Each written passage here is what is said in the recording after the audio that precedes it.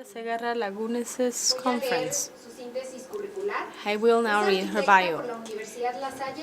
She is an architect from the La Salle University of Mexico City and graduated in 1985. She is an expert in architectural preservation and works at the Chrome Museum in Rome. And she has a PhD from the Roma University. She works in the Department of Architecture of the University Roma. She is the Vice President of the International Scientific Committee of the Analysis and Restoration of Structures of Architectural Heritage.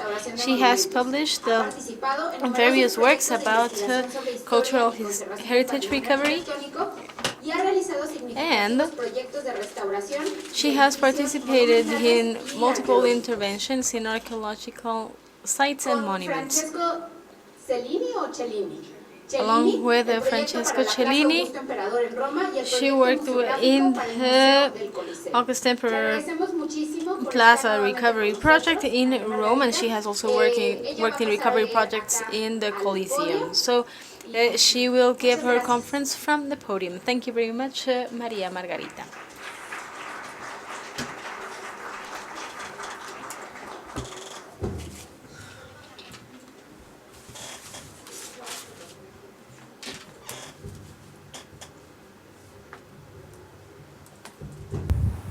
Bueno, lo tendré en la mano. Muy buenas tardes. Good afternoon. I would like to thank the European Union and the National Institute of Anthropology and History, as well as the Italian Embassy and the Italian Institute of Culture for inviting me to this conference.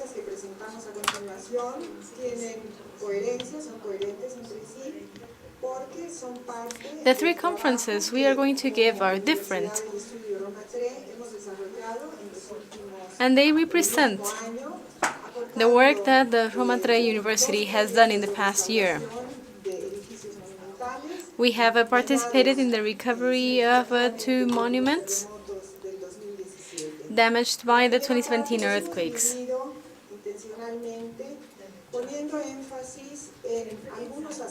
We have classified them into three categories on purpose because they have essential characteristics that we need to consider for their proper recovery. The first conference will therefore deal with the importance of these monuments and buildings. Second, with the importance of the survey. And third, we will focus on the structural analysis necessary to restore the building. Apart from emphasizing the importance of the building, I will talk to you about the case of the Augustine convent of Zacualpan de Amilpas in the state of Morelos. This is a very important building that is listed in the UNESCO World Heritage Sites, and it is part of one of the three religious orders that installed themselves next to the Popocatépetl volcano.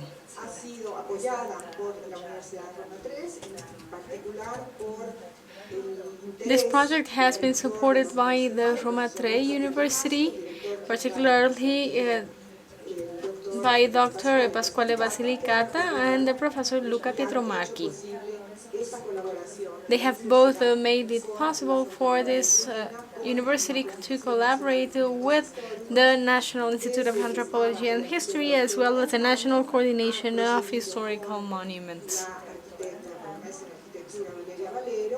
We have also had the support of Dr. Valera Valero, as well as the precious support from Juana Gómez Vadillo and architect Mondragon, and myriad students from Green students who have supported us in the survey stage, and We also received the support of 5 students from Roma University. They have all made this project possible. So, the buildings that are part of this recovery building are in the surrounding area of the Popocatépetl volcano, and like we said,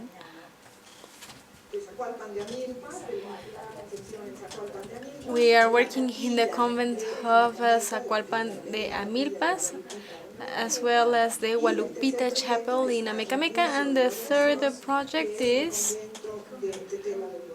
the Tetela del Volcán convent of San Juan Bautista.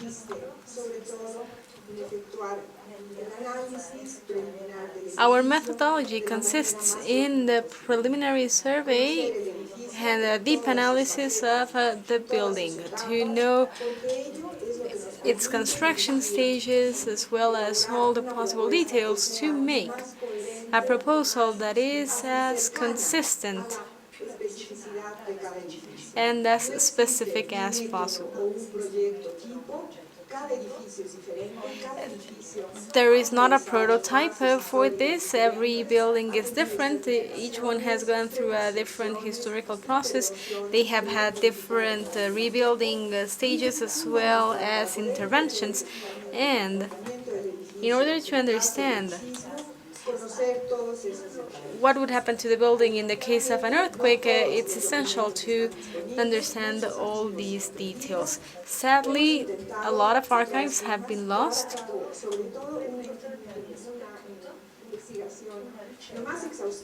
However, we have performed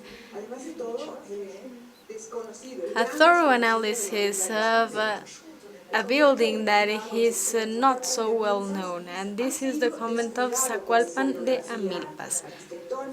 Architecture and museography, as well as the history of art, have turned a blind eye to a certain extent to the Zacualpan de Amilpas convent,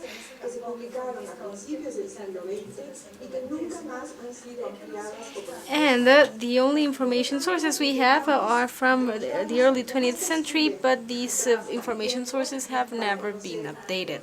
That is why we had to go a little bit further back to know more about the Zacualpan de Amilpas convent. However, there is another source of information, which is that of the glyph of Zacualpan. And what we see is a glyph with something that looks like a pyramid. We don't really know if there was a pyramid there. However, we would have to dig in the patio to see if there are pre-Hispanic remains there. The convent was the first building built by the Augustines that arrived in New Spain in 1933. However, in 1935, Zacualpan de Amilpas was formally founded. The original structure doesn't have anything to do with the current structure. The convent used to be very small and it would only have hay roofs. Only a couple of monks lived there. And their main task was to Christianize the local community. So, these friars were responsible for disseminating Christianism and then move their operations to the state of Guerrero. We also know that Viceroy Luis de Velasco confirmed the presence of these friars, and that's when the monumental structure was built. It is essential to consider this space in time, and that is why we have done specific surveys on the brick and mortar structure to identify the different stages of the construction of this building, given that we don't have any drawings. And we needed to study the structure little by little to identify its construction process and its historical background. What we see is that there is, for example, a foundation that is not similar to some other structures that were built later on. By the late 16th century, between 1550 and 1560, construction continued, and the top level could have been finished by 1570. Historical documents mention Fray Juan de Ponce, Fray Diego de Castellón, and Fray Juan de Vera as the possible architects or the craftsmen behind the idea of this new convent. Then we have a document that in 1680 says that the staircase has already been built, communicating both levels, and that thus the structure was considered finished by 1680. The church itself was ready in 1680, although the vault above the chorus was still pending. So the convent's construction continued, but there was a deep crisis among the Augustines in the middle of the 17th century. And in 1762, the list of the priors was stopped, meaning that perhaps by this time the convent became secular, meaning that it was passed on to the government, and that's when the belfry was built.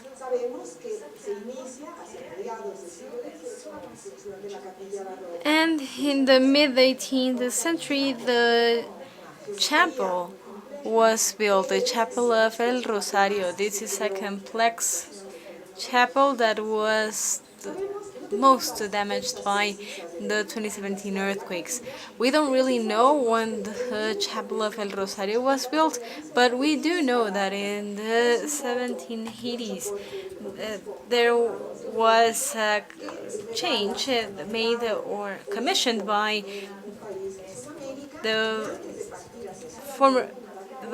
one of the viceroys, who then became a vice bishop in South America and was going to Maracaibo, and he then commissioned the construction of a bell gable, which is from 1782, meaning that by then the belfry must have already been built. In 1796,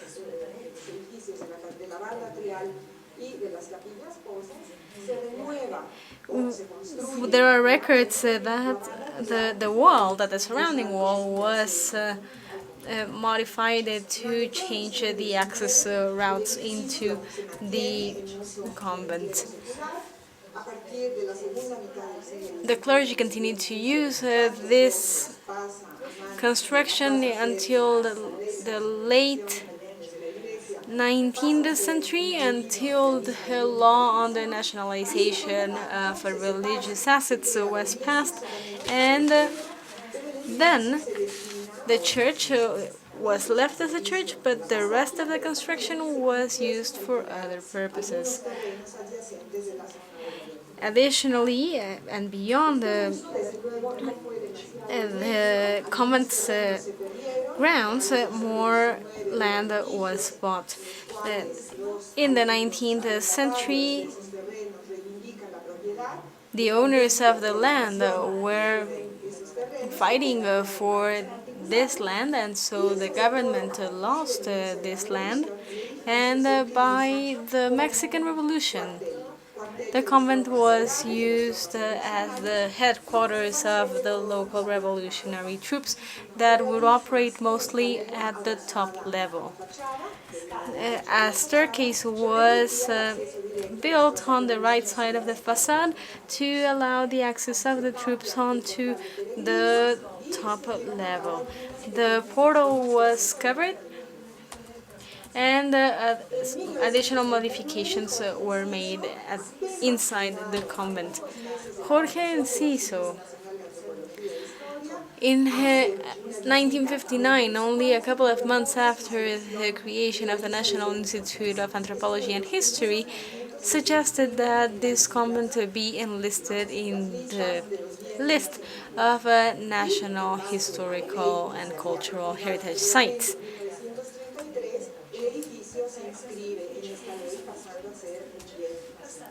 This convent then became a national asset based on the provisions of the national law on national assets that was passed in 1933.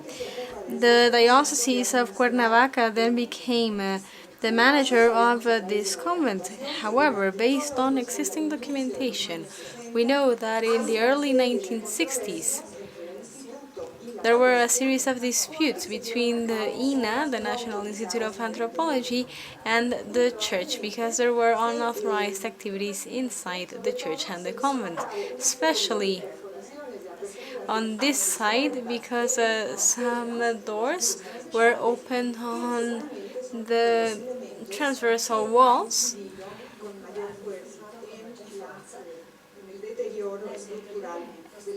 and opening these doors has considerably damaged the structural solidity of the building. Obviously, the persistence of earthquakes in Mexico has greatly damaged this building. For example, in 1959, there were important cracks as well as partial collapse.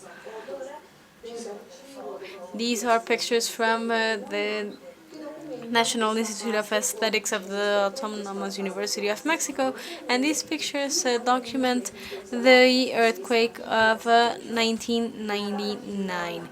For example, here we have a crack, and we see how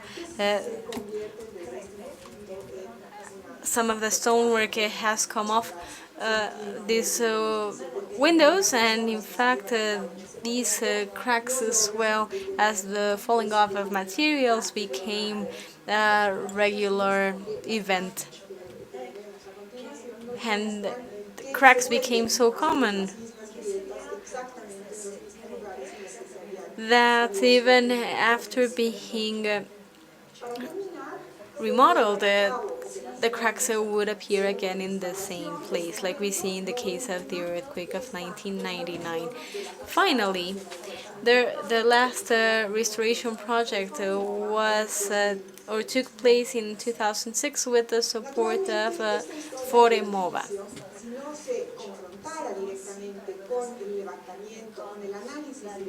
Of course, the historical background of the building would be completely void of sense if a thorough survey had not been carried out.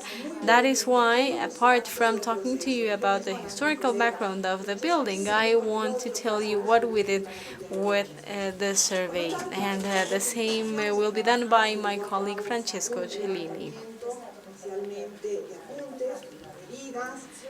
So the first stage of the survey was completely physical. We performed laser scanning with a company called SACB, who is currently working on the recovery project of the convent as a whole.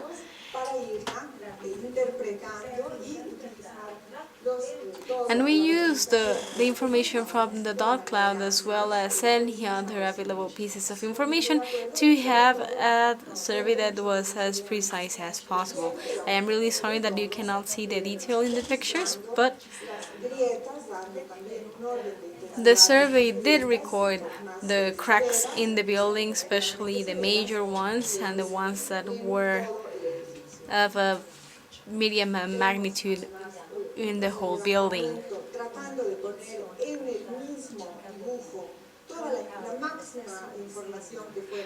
We tried to include as much detail in the drawings as possible. For example, the murals, as well as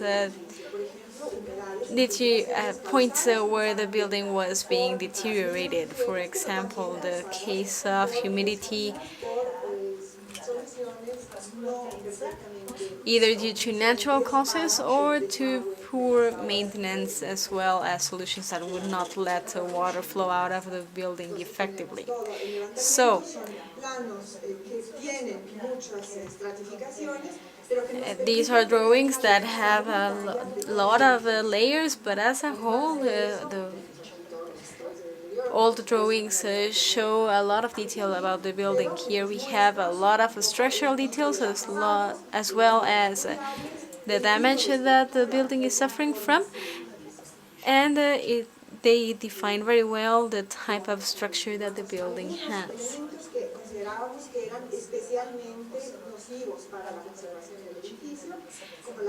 There are some elements that are damaging the building. For example, we have a mold in various areas. There is also a biological patina resulting from continuous humidity that accumulates in the walls. We also have black spots caused by mold. There is also macroflora. Here we have examples of plants that have grown inside the walls.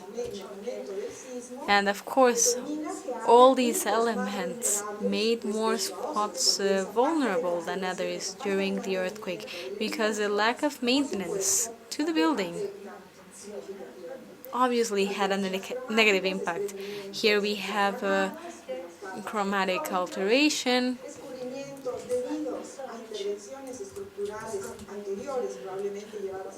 We also have areas where water is flowing down, and we also have evidence of runoff materials such as cement.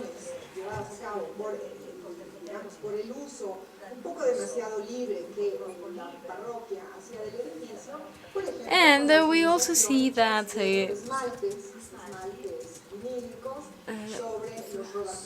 vinyls are being used, vinylic materials are used to make certain repairs, and there is also evidence of material detachment. Finally, we identified that one of the major deterioration factors was that they had a terrible water runoff system, especially at the top. They had a series of gargoyles that were completely inadequate and would not facilitate the water running off. So in the case of intense rain, they would let the water fall on the wall and not on the ground. Here we see evidence of the main cracks in the building. These are some of the diagrams made by the students of the UNCRIM that I am very thankful to for their participation during the first stage. Here we have a diagram made by Giovanni. And of course we also have a series of pictures, and the pictures are impressive. Given that we were working from Rome, we needed as much information as possible at any given time. Many of the cracks were inside the building, they were also in the vaults, and they did match the historical documents that were available about the convent. This is an example of a mural. This is a magnificent art piece. This is a mural that is similar to the convent of Acolman and the Zacualpan de Amilpas convent is very similar to the Acolman and Totoloapan convents because they were of the same religious order. Perhaps they would even hire the same painters. Isabel de Guerlero has proven that indigenous artists worked in teams that would go from one convent to another.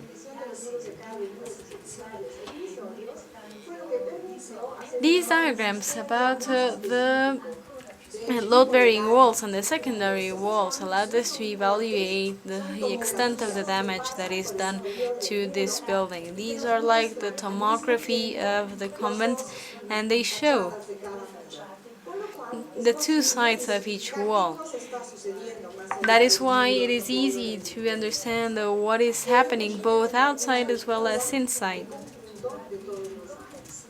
This way we got a very comprehensive view of the damage that has been done to the structure. For example, here you may see a diagram that is superposing the upper level of the convent as well as the lower level, and we see the evidence of the damage that has been done to the vaults.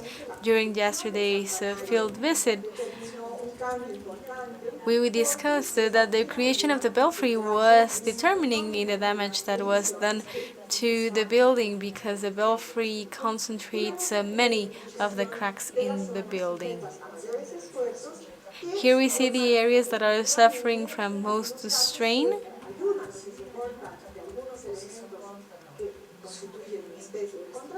And sometimes the stress is alleviated by some parts of the building that are working as buttresses, but then the stress is transferred to other parts of the structure.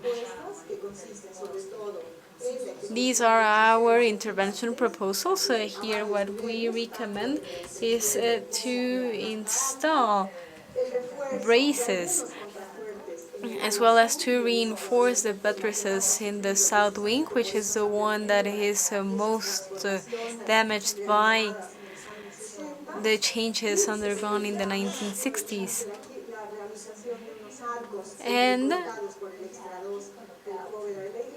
we could include a series of arches, and in the case of the Chapel of El Rosario, our proposal is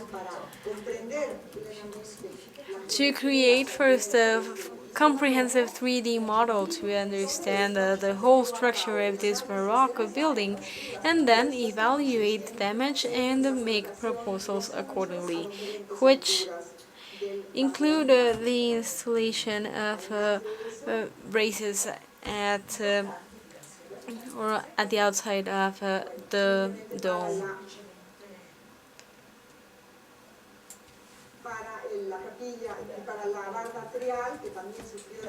In the case of the outer wall, sorry, I'm not sure what's happening with my computer.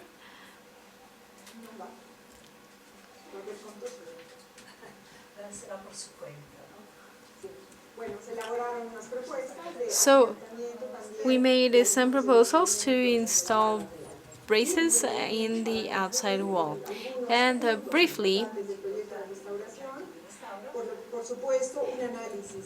and in conclusion, I would like to talk to you about the poor use that has been given to the building. For example, these doors should not have been here. Installing bathrooms should not have been done because this is done right behind the altar of the Virgin, and For example, there are other areas where kitchens were installed, but there are frescoes in the same area, so the frescoes are being damaged by the activities in the kitchen. So these are examples of misuse, and we are making proposals to improve the use. For example, here we have pictures of the orchard. And this is basically our restoration project. Here in red, you may see the most important proposals we have made in terms of installing a staying system. Here we are also making recommendations to intervene the cracks. And here we are also specifying where we would install the braces, and we are making a proposal for the facade. We hope that reinforcing the structure of the facade will be essential for the whole structure's stability as a whole. And we are also recommending that we modify the outer surface of the building, because this is not only for decorative purposes but for structural ones. We also recommend the installation of channels to facilitate the water runoff. And of course, everything will be done with or according to the style of that century's architecture. And what we are going to do is to install drain pipes for the water to run off accordingly to the orchard and the gardens. And for the orchard, what we are thinking of is a community space that will bring the community, or that will attract the community. Thank you very much for your attention.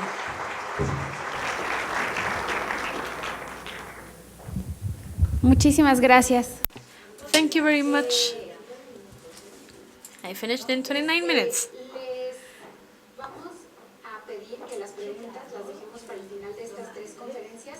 Please keep your questions for the end of these three conferences, and we now invite Dr.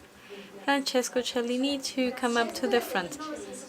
Since 1987, Francesco has been the head scholar of architectural design in the University of Palermo. He has directed the History, Architecture and Project program, and he is a member of the Di San Luca Academy since 1993, and he is currently its president.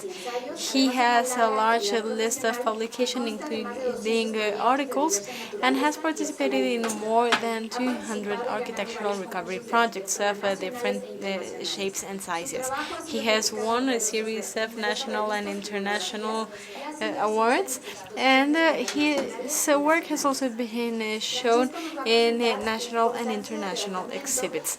He will talk to us about the importance of the survey and the direct analysis in understanding a building, in the case of the Chapel of Guadalupe in Amecameca. Welcome. Vi ringrazio, sono molto onorato. Thank you. It is an honor to be part of this very interesting symposium, and I'll try to enlighten you regarding the survey on a very specific application.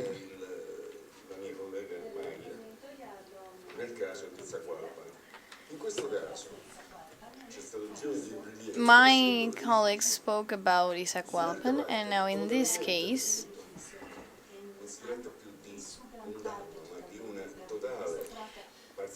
most of the building was damaged. It was not a partial, but rather total loss. So in this case, we needed to conduct a survey in order to know how to reconstruct this building to its former shape. We based upon available documentation and on the little information that we had. Based on very fragmented elements that can be gathered on site, and based on a few pictures, we were able to do so. Some of them were very significant.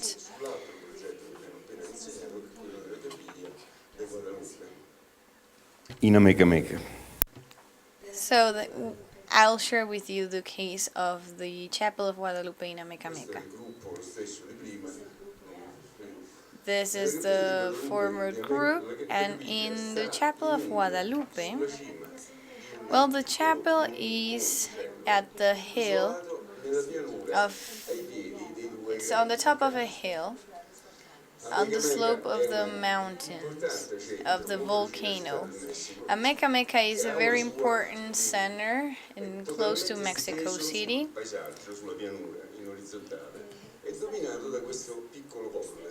And it has beautiful landscapes.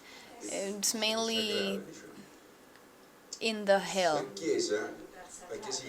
It is a sacred site, and this was the chapel. Before the earthquake, this chapel included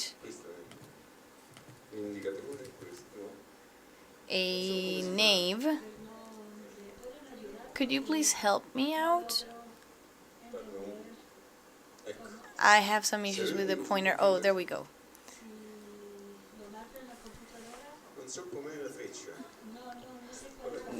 I don't know what the arrow is to go backwards and forwards. Oh, thank you. So as I was saying, it included a nave covered by a vault. There's a true dome upon the altar, and there's another structure similar to a very sound belfry, and it has 3 large doors. And it's funny, since in such a small building you wouldn't expect to see 3 doors.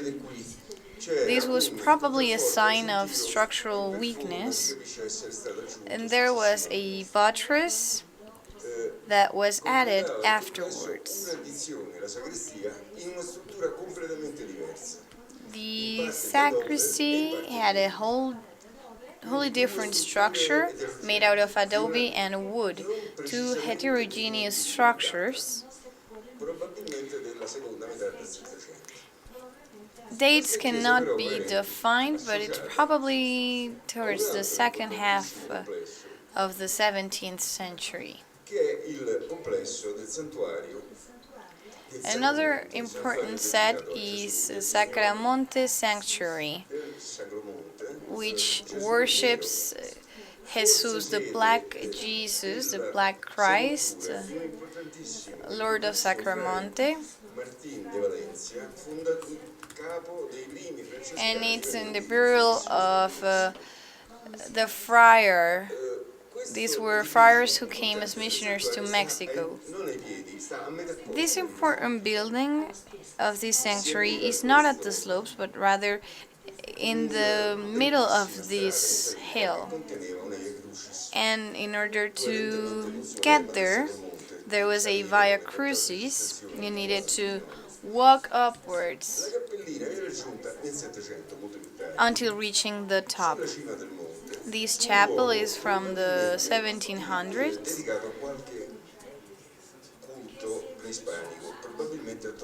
And this place was probably devoted and worshipping Tonantzin, the mother goddess, and it was a Catholic female deity. We have 2 different entities, that is the Virgin of Guadalupe, and they are both placed in this hill. The only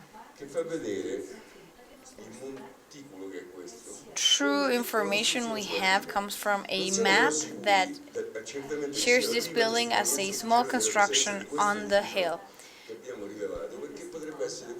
It may not be the first testimony, since it could have been one of the most important blueprints of this building. Now it's a different position. We're not in Mexico City. This is a place nearest the sunset, so you'd see the hill from behind. And this is regarding the paths that we now take in order to go to Amecameca.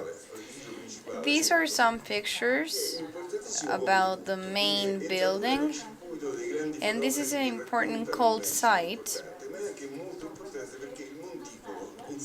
Some of the greatest photographers were narrating Mexico, and this is very important. It was an ideal point for landscape pictures. They were volcano landscapes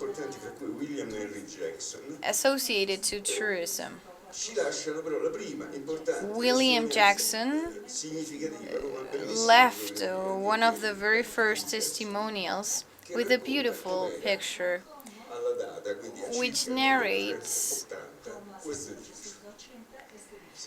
what the building was like back in the 1884.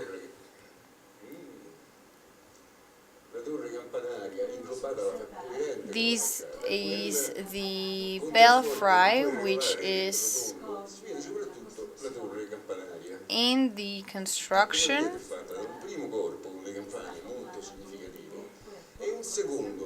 and it first includes bells and a second smaller tower without a bell.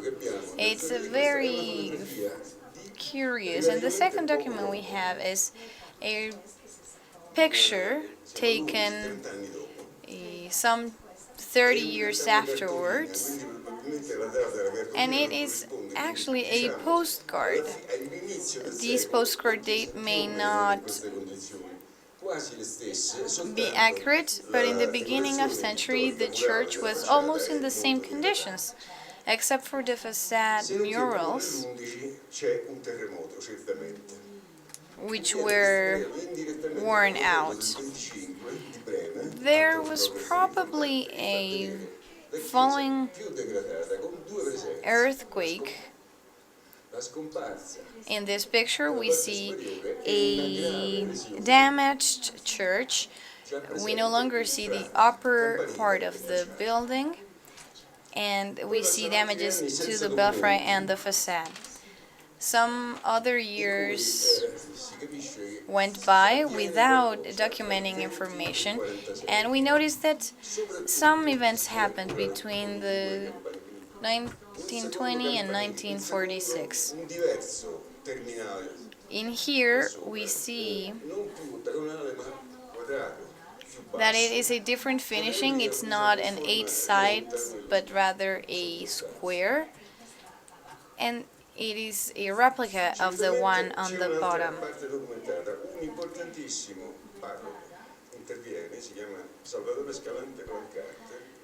For this next documented case, Parish Blancarte intervened.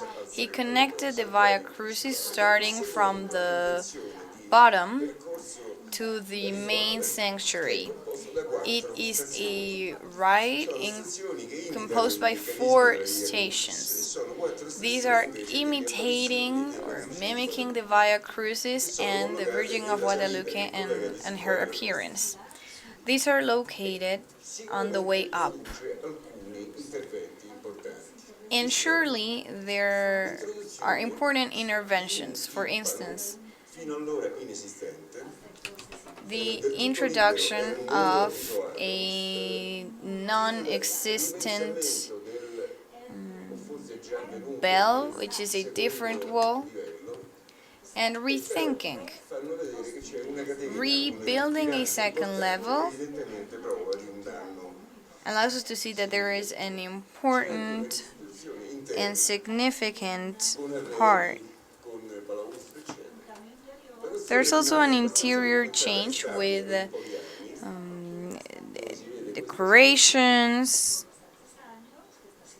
and for several years this situation took place, and it also includes the baluster. And we can see what we were speaking of before. we see severe damages on this specific part,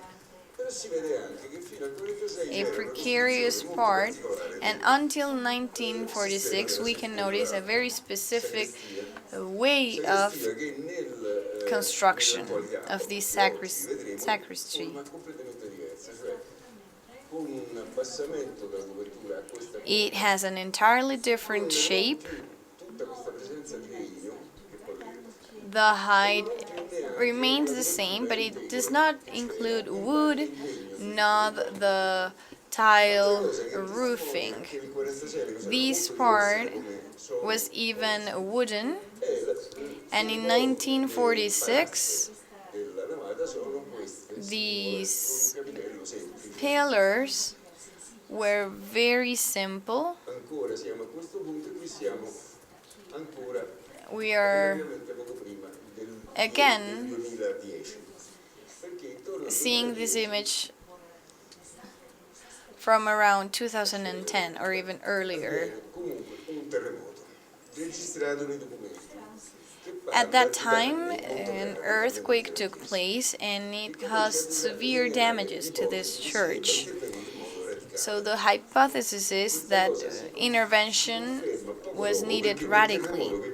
This was afterwards confirmed, since during this earthquake that took place between the 73 and the 80, a severe damage took place. It damaged the belfry and the main part of the church. It's parts 1, 2, and 3 of the pillars. They were almost demounted or detached. Now, INA decided intervening structurally by means of this reinforced concrete, and this intervention was backed by previous interventions and it became a fact. It was a factual operation that would take place near the 2000s. This very well consolidated piece, you can see it in red, represents the first level of this belfry. It is placed within and blocked by internal pillars. It has internal walls from these vaults.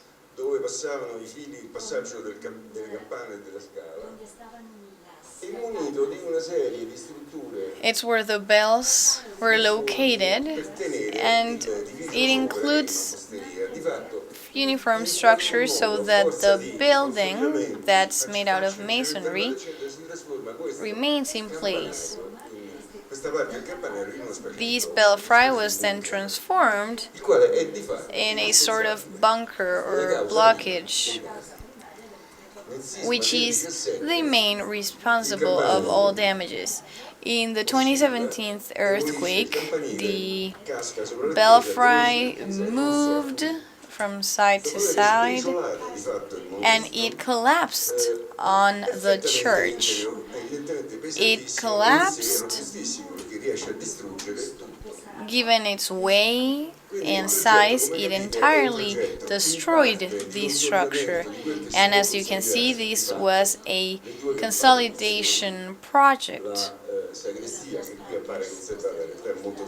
The two parts, back parts, the sacristy and the belfry, as needed reconstruction. We needed a total reconstruction on these very fragile parts. Analytically speaking, it is very difficult for this to happen. And this is the church state up to date. It is in part of a cemetery, and damages are of these type. If you look at the dome is complete. The first part of the belfry was collapsed. There are some pieces that remain. They remain as fragmented arches. The second part is fragmented but may be restored. And this first vault needs to be demolished. Now, in the surroundings, one of the facades, this one entirely disappeared, as you can see in the design, and there were severe damages to masonry, since walls were very light. They were on the buttresses on all angles. This angular buttress is severely damaged on its edges and also on the other opposite side. It has a cross shape.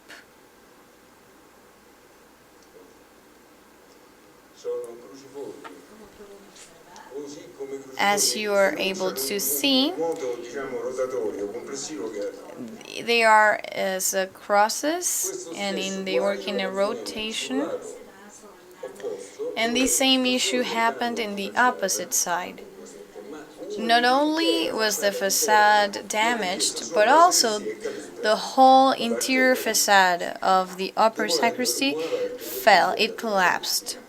It mostly demolished the remaining parts of the sacristy.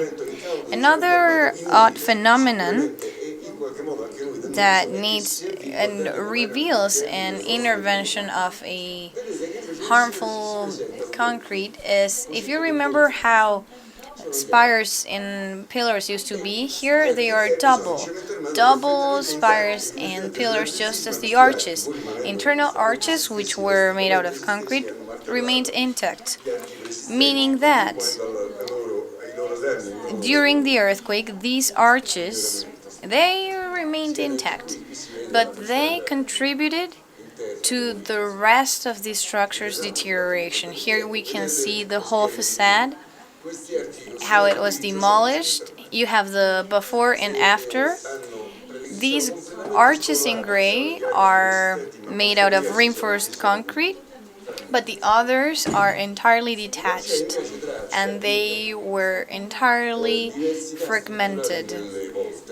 There we see no structural diversity in these vaults, rather a doing. We see doings. Sometimes vaults are very heavy, made out of masonry with a soft layer of reinforced concrete, but masonry was fragmented. They were made out of two very strong side parts, but within it's very fragile. Now, what should we reconstruct of this facade, and how?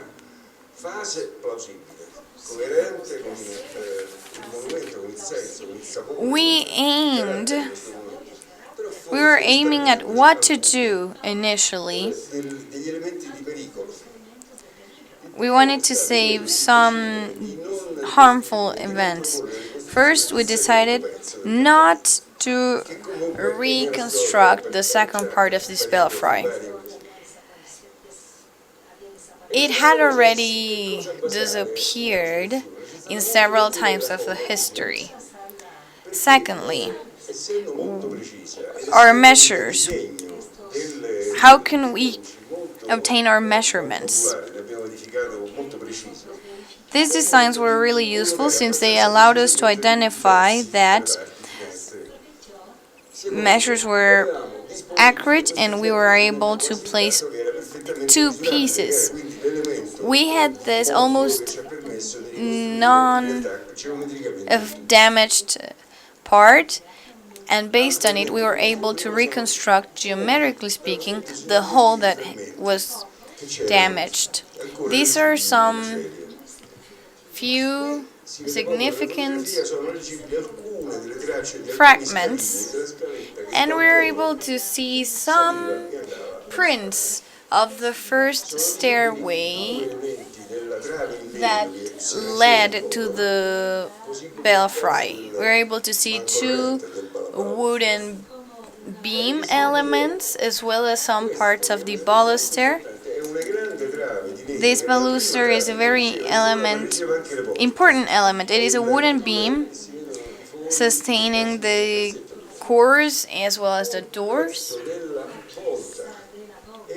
And we can also see a piece of the vault and facade, which comes to show how weak and fragile was the facade's wall. So all of these elements were beneficial for us to reconstruct, and little by little we were able to reconstruct a very accurate 3D model on what the building was like before the earthquake. We noticed that this shape for the earthquake was not truly similar. The sacristy is quite a recent transformation, different from the wooden set that existed back in the 40s. So we conducted surveys and compared always with the before and after. This model was created in order to see all different directions, and the church includes very beautiful elements. There were, for instance, complex and interesting altarpieces that up to date include a beautiful wooden pulpit, and it also had another system below the chorus. It was made out of wooden, and in order to access the chorus you needed to go through a staircase, and that's how you would reach the belfry. So these are the staircase. You needed to go through a door, then to the chorus, and afterwards to the belfry. These are the images which we've seen in pictures, and we include the severe surface damages. There were graffiti in a church,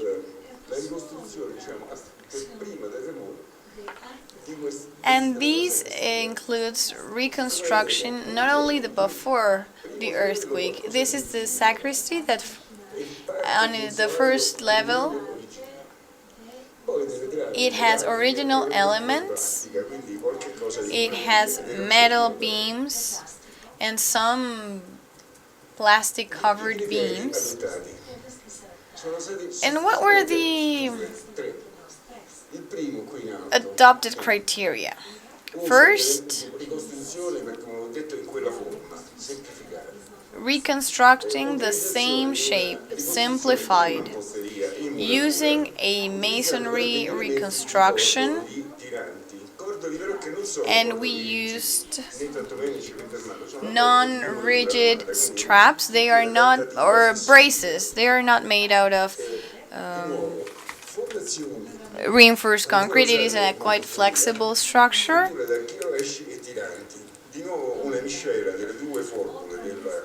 We did it with braces, and it's another mix of these elements, and they work out of gravity. In red, most people create virtual arches that will make sure that the system can stay in place. Now the second system is intervening the arch. There is one in between vaults, and two out of these structures that were adapted in Zacualpan, they are arches that include stones. No. These are external arches.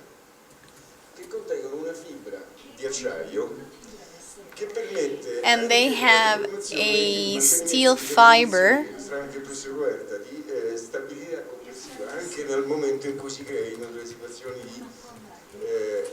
These fiber give elasticity when these structures are distorted.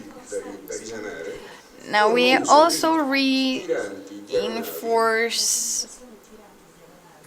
buttresses, and we make use of diagonal braces. These are connected to masses underneath the soil. They're in the subsoil. In case of an earthquake, then these braces start and they lift weight without generating any stress. They are a basis for this system. The third system is having a lighter masonry belfry. This includes very heavy bells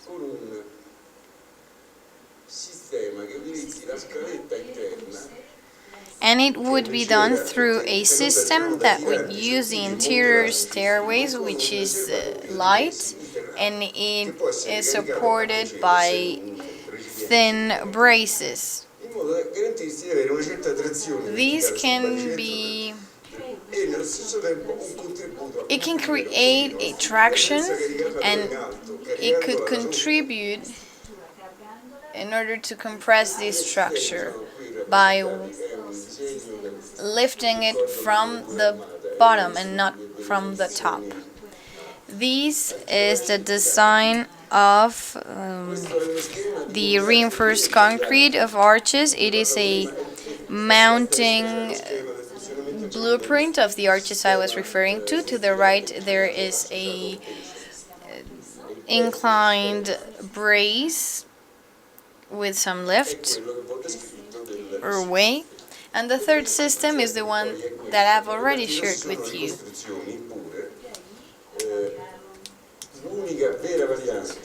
Reconstruction started from this, and the only true freedom we granted ourselves was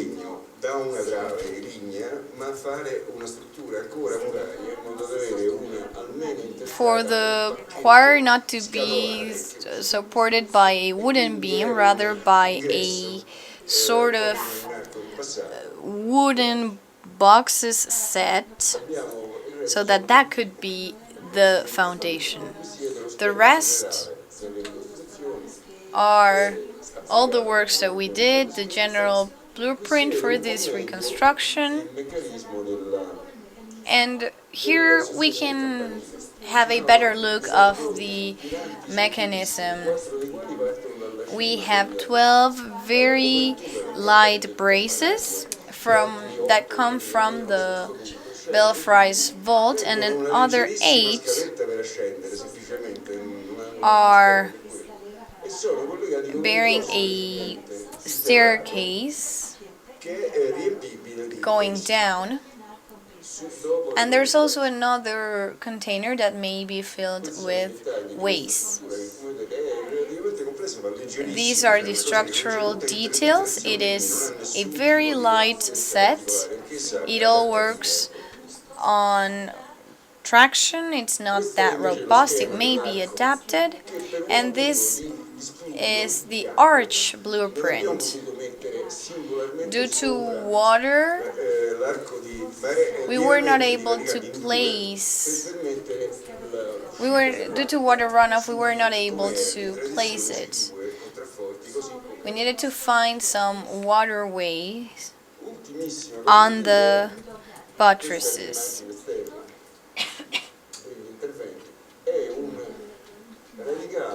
And the last intervention was a radical one.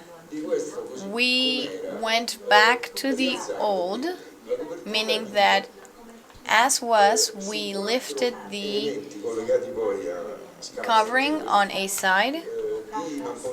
It was on 4 elements of reinforced masonry, and it was a composite system that can be covered 1 in 45 degrees so that it is rigid, and also for the horizontal level. This is the finished work. We analyzed the reorganizing for water runoff and we stopped ourselves in portals since they were very large, and when they open up, this chapel becomes an open chapel. It is reconstructed by analyzing pieces and pictures. To conclude this final design, I'd like to narrate how it could happen.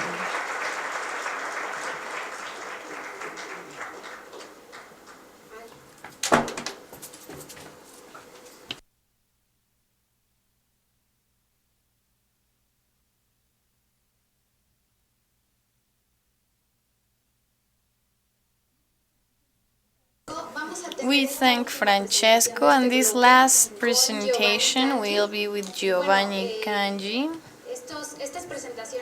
These presentations are the outcome of a work with the Historic Monuments Reservation Coordination.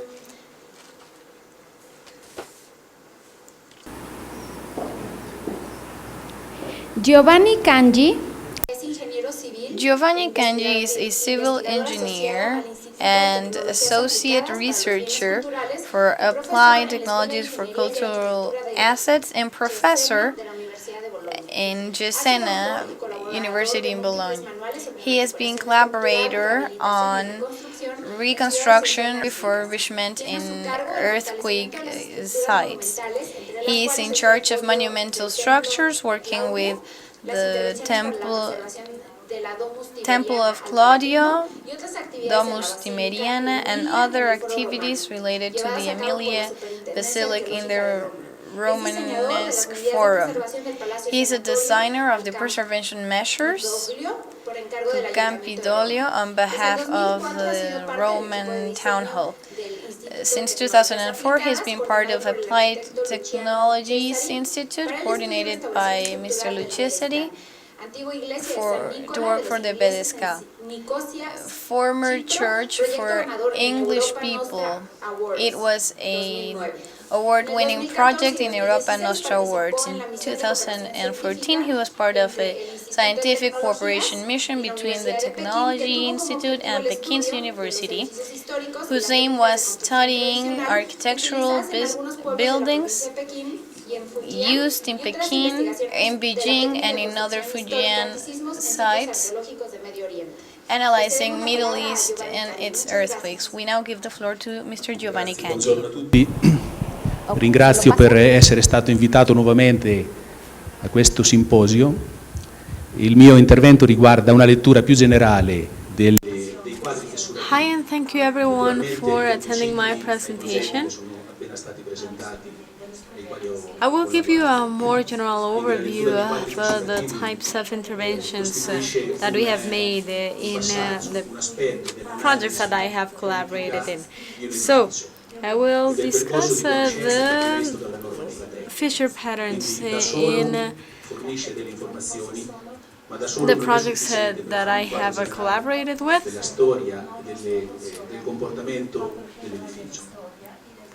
And these are very important because they can tell us a great deal about the different buildings. We have already talked about the importance of photographic records as well as thorough analysis of a building, but the fissure pattern is a sign that is not so visible, but it can be equally dangerous. These can be evidence of very hazardous situations to the structural stability of a building. Pericolose comunque associate ad altri quadri fissurativi ad altri quadri di dissesto meno. Fissures alone could be harmless. However, if we have a lot of fissures, then they are part of a larger fissure pattern that can have an impact on the whole art piece's stability. So, for example, here we have a fresco with micro fissures that are harmless individually, but when we look at them as a whole, they are very clear indicators that we need to intervene. For example, in this case, there are two types of fissures, the ones in red and the ones in green. The ones in green only indicate the finishing of the masonry behind the fresco, and these are not indicating damage. However, we have the ones in red that reflect movement in the structure. Analyzing the movement that the structure has gone through is very easy if we go through, or if we analyze the red fissures, but it's not only a matter of analyzing the features, we need to analyze the whole structure as well as its movement to come up with a potential hypothesis of when the building could collapse, and that's what we're most concerned about. Because, for example, fissures can be minimal, but if they are having an impact on both the structure as well as the art piece, then the whole cultural asset could be at risk. So we use the fissure patterns as the baseline to identify strain in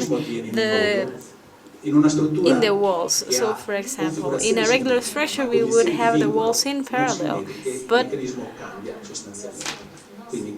if the structure is non-symmetrical, then the strain is completely different.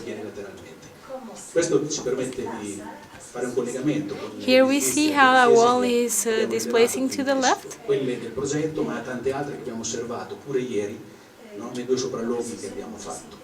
And this is something that we see in many churches. This is something that happens on a regular basis, and when a load-bearing wall is moving or leaning to a side, then there is a huge crack on the vault, and it puts at risk all the elements in the vault. So,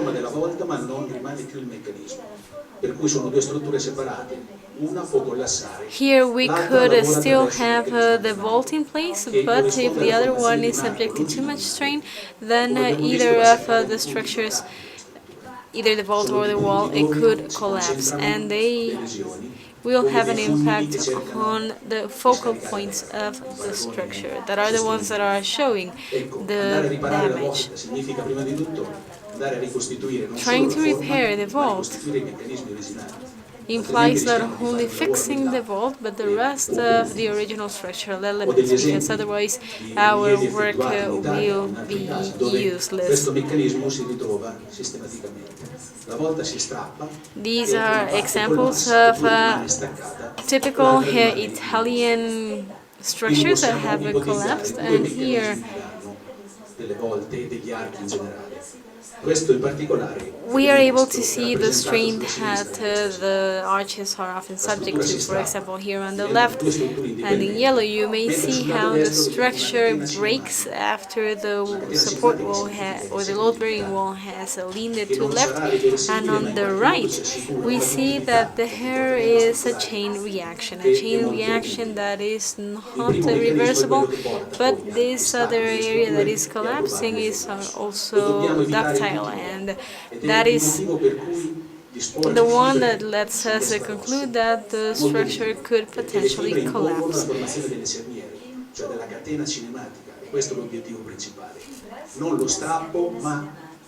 That is why it is very important to place a fiber to ensure that the solution is highly ductile and do so before the straining the structure makes it collapse.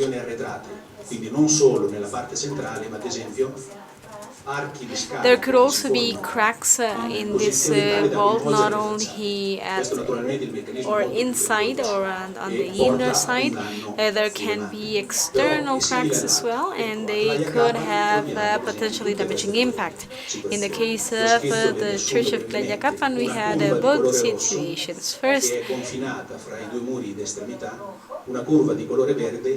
we have in red the strain that the central part of the building is going through, and then we also have other fissure patterns marked in green. Semplicemente l'andamento e la risposta qualitativa di queste strutture. Una struttura dove sia una volta botte sottoposta ad un'azione dinamica tende a collassare. This is a structure of a vault that or a vault that could collapse will have a fissure pattern in the shape of an arch. Sono stati addirittura costruiti dei contrafforti in aggiunta a quelli originali. Therefore, when we identify damage of this sort, we needed to add a buttress, similar to the one you see on this diagram. Quindi l'azione complanare ha prodotto il collasso. For example, we should also be very careful about the materials that we use for the buttresses, because if the material is not strong enough, then it will collapse as well. And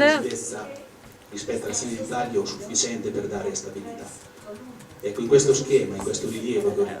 we do not design the buttress correctly, then we could have something like this, where we have a buttress that is supported by 3 columns, but that are not enough to bear the whole load of the leaning building. Dopodiché c'è il ribaltamento di facciata, che è un altro meccanismo importante. We also needed to identify the points within the structure that are bearing the most, with the biggest load, or that are subject to most the strain.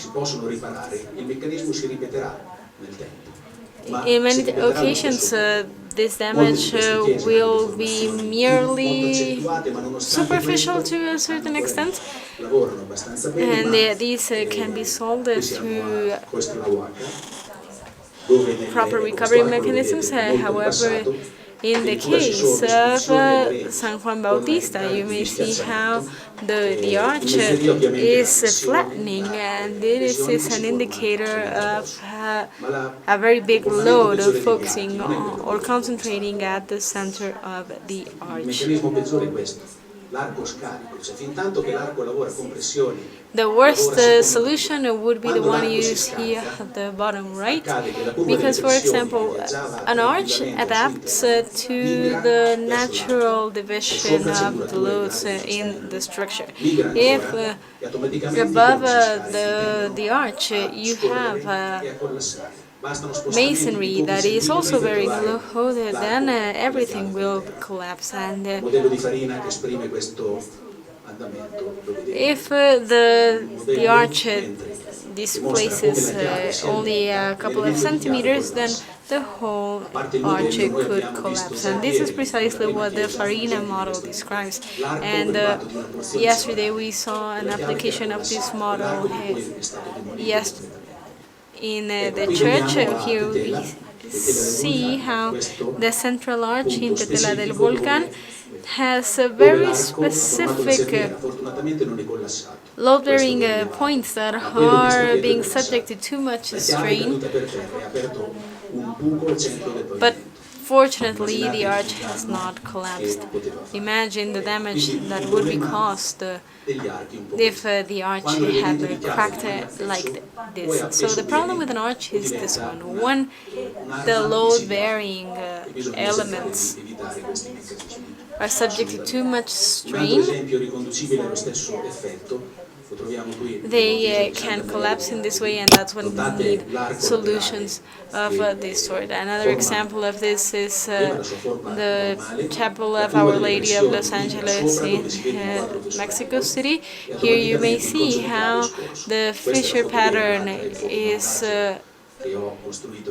showing how there is too much load focused at the top of the arch, and here I have marked the original shape of the arch, and fortunately this arch did not collapse, but if the arch had flattened just 1 more centimeter, then the whole arch and the materials on top would have collapsed. This is an example of how an arch can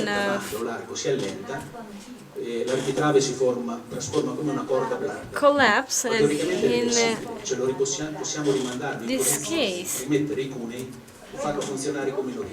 if it is a rectangular arch, we will be able to replace the horizontal part of the arch, and that's what we have seen, or what we see in the structures that go back to 520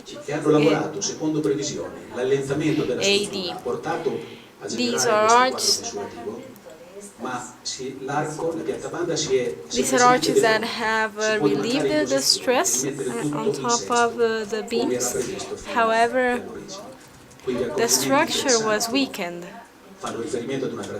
and we had to intervene to take it back to its original structure, and that's when we needed to use all the repair methods. Here we also have an image of something that happened consistently in Mexico. This is an arch where the beam is performing the load-bearing function of an arch. And even if it is a flat beam, it becomes a rounded arch. Here we have an example of Cuixtlahuaca.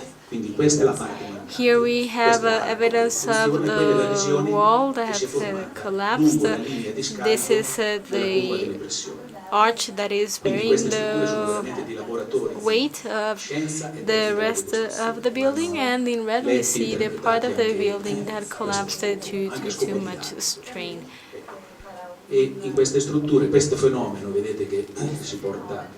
It also serves an educational purpose to analyze arches in this way. The wall that we see on the left is subject to the phenomenon that you now see on your screen. So we have a corner that is bearing too much stress, and eventually the buttress collapses because the building is leaning and too much weight is put on the buttress as well as the corner.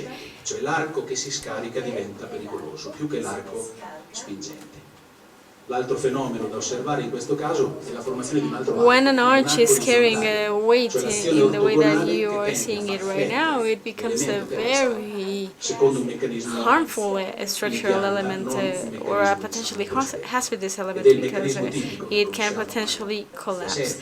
And this is the typical repair mechanism that is controlled with the installation of these buttresses. This was a technique that was adopted in Europe, but it was originally used in Mexico in the 16th century. This is a technique that uses buttresses rather than braces to displays the weight of the wall, and it depends on the availability of the construction materials. This is a solution that is often used with facades. This or a case like this was seen yesterday. This is a common solution, and it's the example that I will always tell about. So here we have a leaning facade, a facade that is detaching from the rest of the building, and here we have a mural from the 15th century that is showing how the facade easily detaches from the rest of the church. Guida anche, si fa capire come funzionano questi modelli di farina sottoposti all'azione dinamica. This diagram shows how the farina model works. So we have two cracks, for example, in this box, which would represent a mural. And thanks to the action of the forces described in the farina model, the structure collapses. This is precisely what we saw in the case of Walupita. This model is using bricks to show how the bricks break due to too much strain, and here we have two types of fissures. One that is an actual crack, and one that is evidence of displacement. And we need to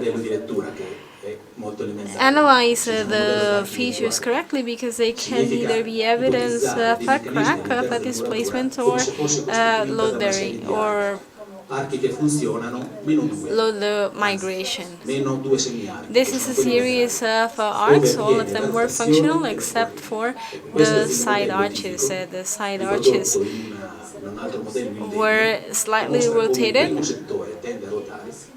and they were subject to strain. Here on the right, you may see how the arch in wood is split into three, and the piece in the middle rotates, and that's when the whole arch collapses.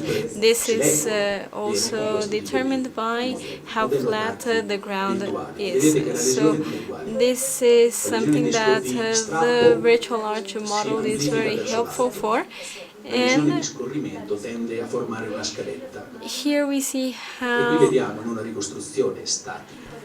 the different types of features are having an impact on the arch. Here it looks a little bit like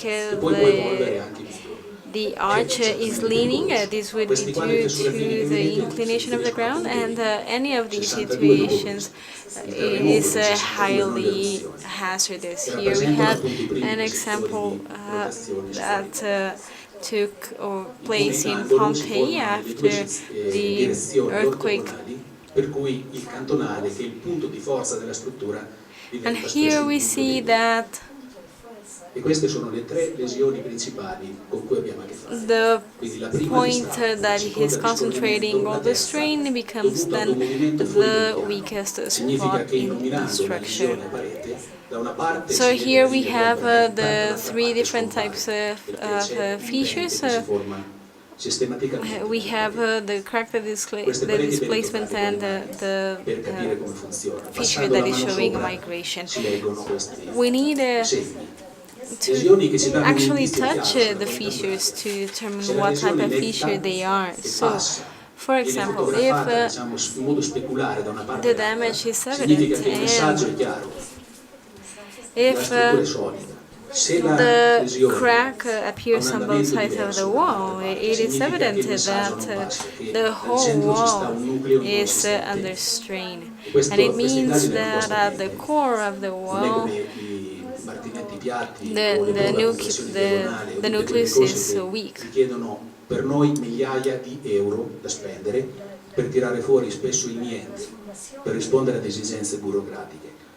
Quando si capisce bene poi che And in this case, we would also need to look at the foundations.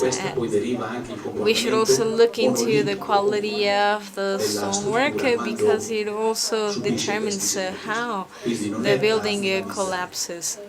This is particularly important in the case of earthquakes, and that is why this aspect should not be minimized. And here we see that the wedge shape crack is moving to the side, and it is going to fall according to the type of strain that the wall is going through. So here we also see the wedge that would have just been detached, but it is then displaced. And what we would need to do in this case is to put two braces, a brace at the top and a brace at the middle. And this is something that we are going to do in Coislahuaca.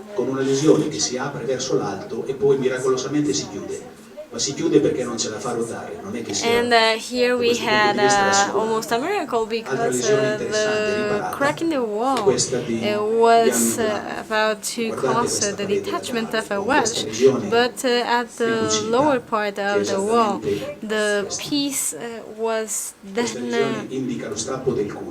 fused with the rest of the wall. So this is an indicator of the fact that the wedge has in fact cracked, but it is not collapsing because it did not have the force or enough pull to turn around. So what we would do in this case is to put a buttress, but it is not a buttress that will last or will stand and that will stand an earthquake. So what we need to do right now is to reinforce that buttress. So we are changing the whole structure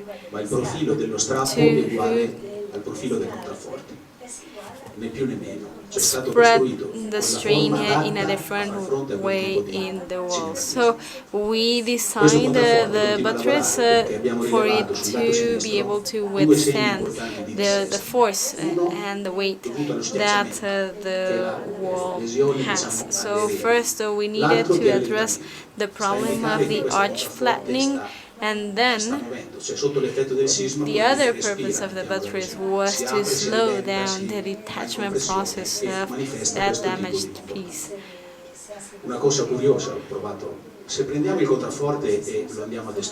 A very funny thing is that if we look at the buttress and use it to close the crack, we come up with something that is very similar to the shape of a pyramid.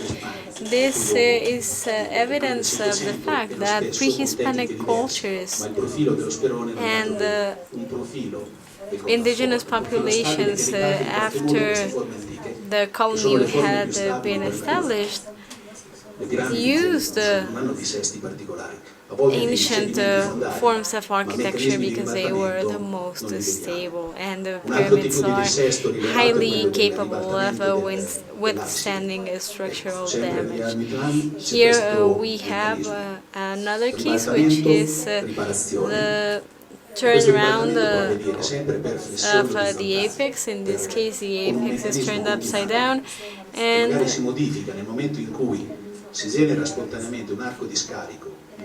what we could do is to tackle the inversion of the apex and its subsequent crack. We see a lot of these problems in Italy. Here we have our virtual arch model, which explains how the braces work. And there is a brace that is pulling and another one that is pushing in order to neutralize the forces. The arch that is, or the brace that is bringing the two sides of the arch, is the one that will give more stability to the whole structure. And the brace will put the arch into balance. These are three different types of seismic resistant structures and solutions that are the ones that we are using the most.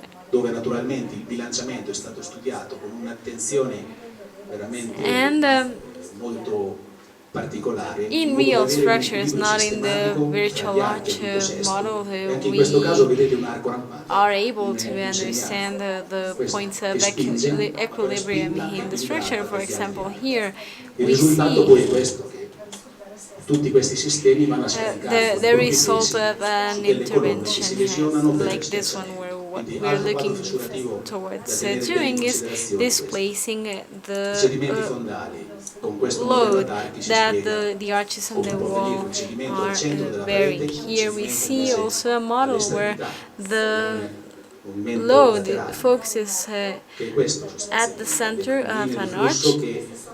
e le forze che si These are concentrano in how posizione adeguata che portano a formare queste lesioni lines, tipiche our flow del lines, sedimento that fondale. reflect E la where parte esterna è quella the che tende a strain is staccarsi, come un concentrating, arco che flette in questo and the part at the il bottom modello di is the Farina one si that is mostra come most likely questo to detach. dramma. So the Farina model Sto cercando di andare velocemente explains per mostrare why and appunto how anche un this caso happens. di I am sedimenti going fondali very fast che si spiegano because in I questo want to modo. show you Naturalmente è avvenuto il sedimento other fondale, examples le linee of si these concentrano, le solutions. forze si This is an concentrano example molte, e può where venire un an secondo arch is detached, sedimento and this is the result 5 of minuti too e much fine. force focusing on a Guardate single segnali. point, and that's when the arch detaches. And I have Combinazioni di just quadri been told fissurativi che that I ritroviamo needed per to esempio in finish Messico, cerco di as soon as portare alcuni possible.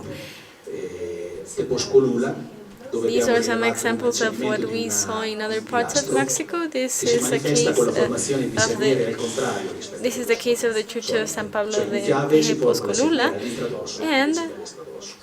Scende here at the apex viene un meccanismo che è questo, and tende a at formarsi un the arco che arches vola sopra enclave. l'arco il pilastro che non funziona più.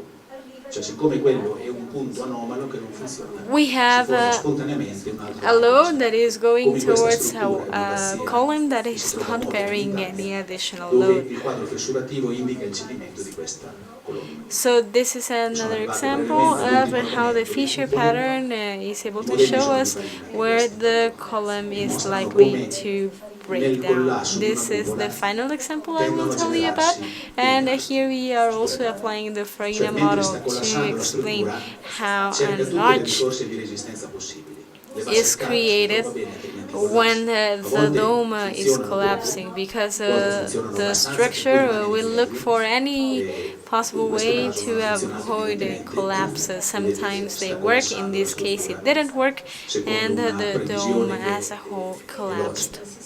Un altro esempio che vedete questo, simile all'altro, un cedimento localizzato. A similar example is this one, where we see the lack of support on the side of the dome, and here you will see that after the collapse we have a structure that looks like this, and that is very similar to what we see in the church of Santa María de Los Ángeles in Mexico City. So what we are left with is an arch, and that is why we need to learn from arches. And this is the side view of what is left of the collapsed dome. And to understand what happens in the dome, it's very useful to work with the Farina model. What we need to do is to remove all the parts that are not bearing any load, and when we keep, or rather when we eliminate one of the supports, the rest will continue to work because they become a sort of arch. And one of the typical functions of the dome is to do this. The top side would go down and would then create an arch with the other two supports. This is precisely what we see in the Cathedral of St. Peter in Rome. The dome in St. Peter's Cathedral is the result of this type of strategy, and here what we have is a design made by Michelangelo based on the concepts of Brunelleschi. successivamente che chiuderà il And then we progetto, would have realizzando Roma Giacomo come della progetto sesto, Porta una cupola sesto appunto. to Con finish questo profilo che dà una grande inerzia alla not only struttura. the Come vedete dome, la struttura nella parte centrale è molto alta, but ovviamente improving stetta, quindi è una the nervatura di structure as a collegamento. whole. E And con un this profilato considerably metallico, increased l'Italia c'è il profilato the metallico. height Se of the scendiamo dome. verso il basso And troviamo un profilato che si abbassa ma si allarga. Se andiamo ancora alla base troviamo una massa piena, perché lì le forze che arrivano sono tremende. here the thickness was modified. We see that the thickness is different at different types, at different points of the arch, and this is how the St. Peter's Dome is supported. And this is the end of my presentation. Thank you very much.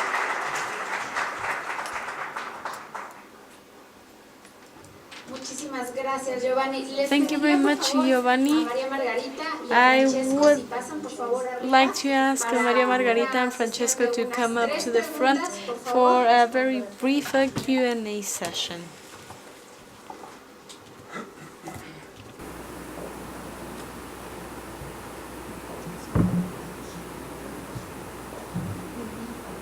No hay ninguna pregunta por él. Are there any questions from the audience? Over here.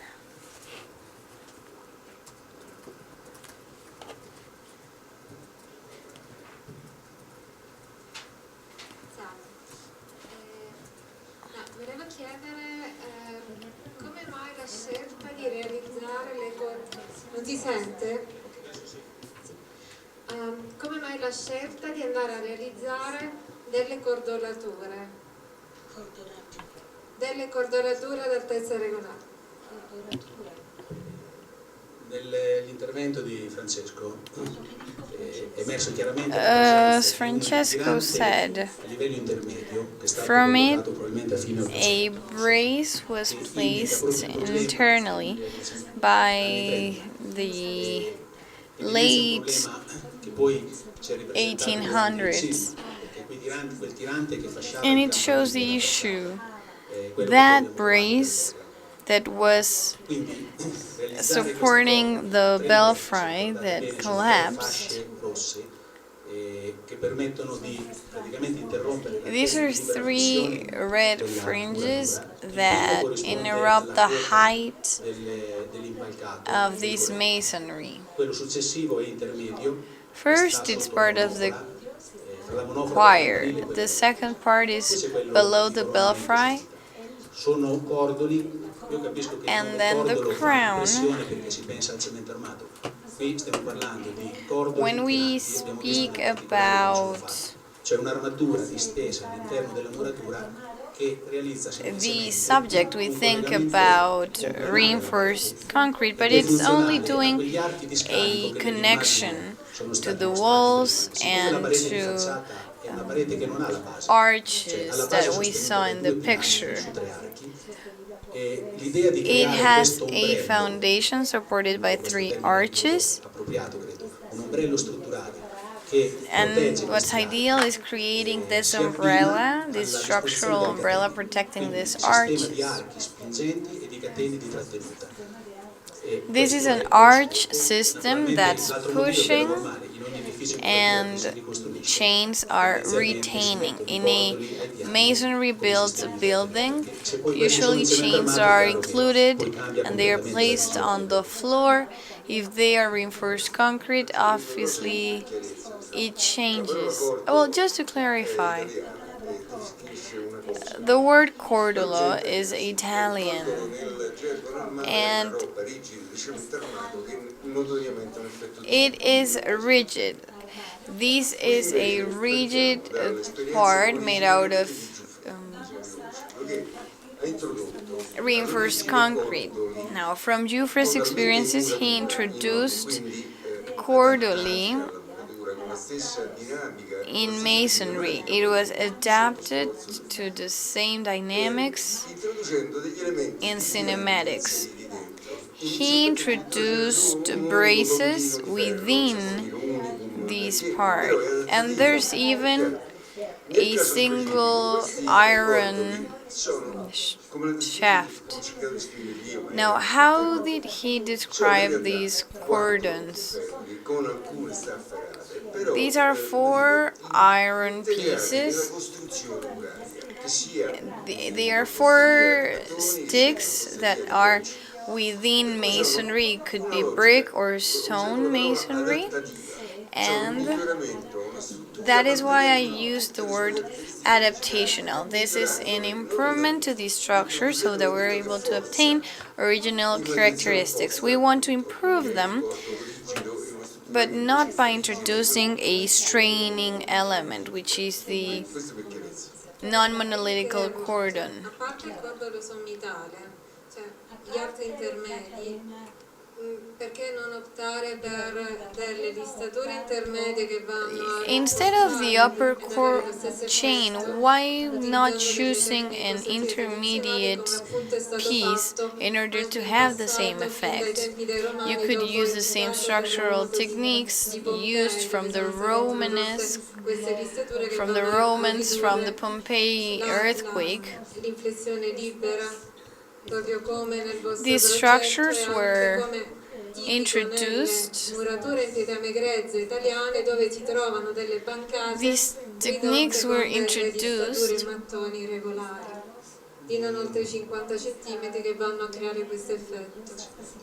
and they used even 50 centimeters bricks listings.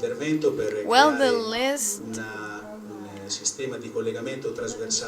is the ideal intervention. It is a cross-cutting connection. Now, chains created by bricks have a minimal effect, but for a cordon or a chain, each chain is in a masonry that needs to be rebuilt, and it has an important effect.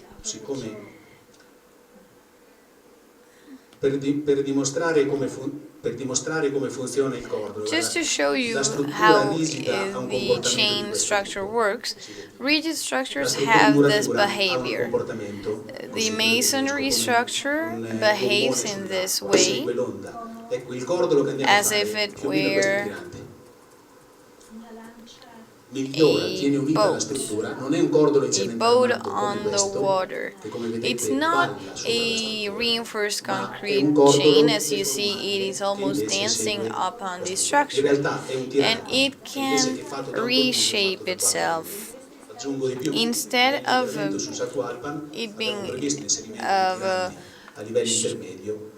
rods, it's made out of a different element. So these interventions work perfectly well, and we placing a rod in an existing wall is very difficult, but placing it in a wall that is under reconstruction is entirely normal. It's quite a common practice, and what we saw is what's sustaining the choir that we saw in the church previously. Another question? Any other questions? Over here. Professor Cellini intervention in his introduction, where he was highlighting the belfry,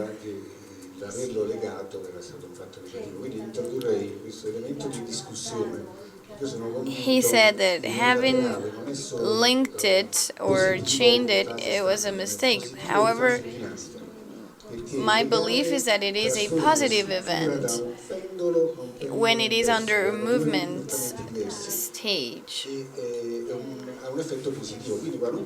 Linking it presents a positive effect when we talk about something that's acting as a pendulum. And this takes into account blockages. The models that were presented, the dome models, well, there are scale effects that are linked to times. But that is hard to assess. So if there is structure with some friction, then those models are very difficult to assess. Well, the scale model is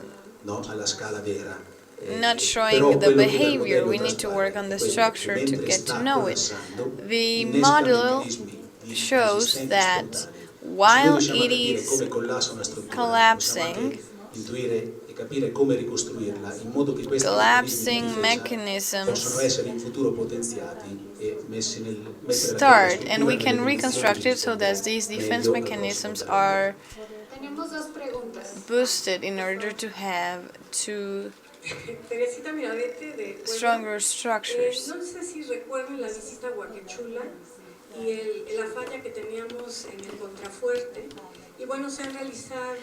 I don't know if you remember, there was a situation in the buttress and we found some diggings, or there was perhaps a lack of cement.